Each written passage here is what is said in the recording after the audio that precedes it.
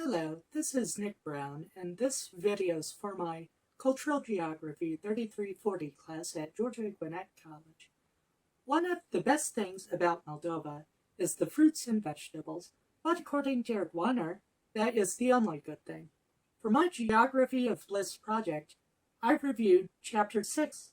In this chapter, Eric traveled to Moldova, where he wanted to figure out why people here are unhappy. To find this out, he talks to multiple people in the country. The first person he asks about this is Natasha, who's the granddaughter of Luba, that is the local resident that he is staying with.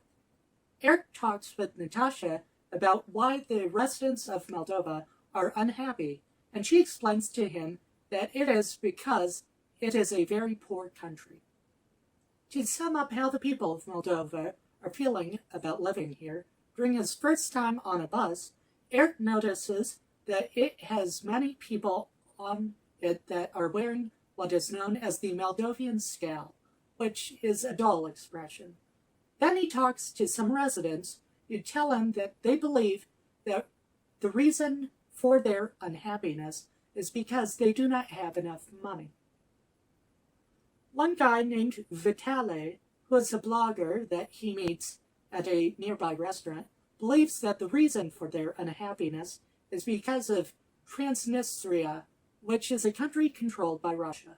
He also explains how in Moldova they do not have any pride in their heritage because they feel that they are neither Russian nor Moldovan. Moldovans do not even take pride in their current democracy system because when they were ruled by the Soviet Union, they were oblivious to any other way of life. Marisha, who Eric met on Marisha.net, feels the reason for their unhappiness is because of people who live here are replacing real-life values with monetary values. She also tells him that she believes another reason why they are unhappy is because they have always been unhappy, and that it wasn't until recently that this has been in question. Joanna, who's a Peace Corps volunteer, tells Eric over lunch at a coffee shop that it is because they have no power to do or change anything about their lives.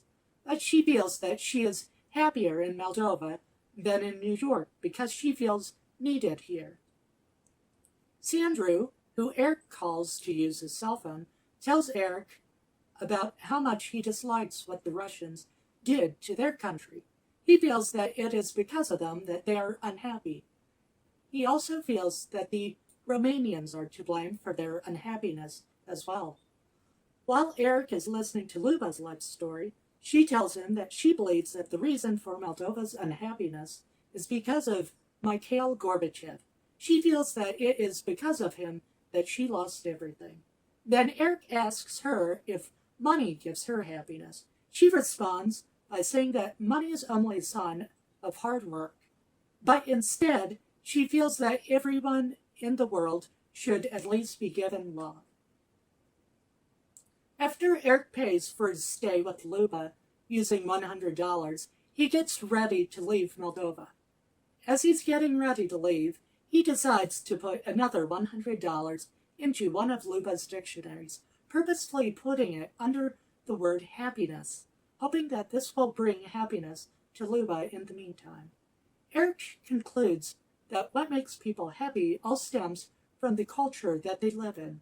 Two things that Eric learns from his trip to Moldova on the happiness are that Moldovans should care more about each other to be happy, and they need to face their poverty problem in a different way than they are currently.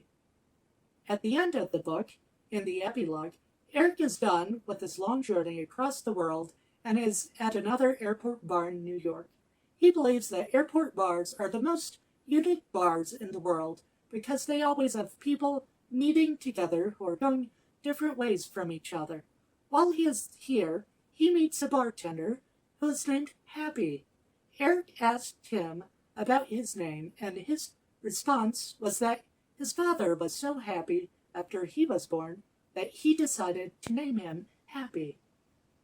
Then Eric asked him the question of what makes people happy. He responded that you just have to keep smiling.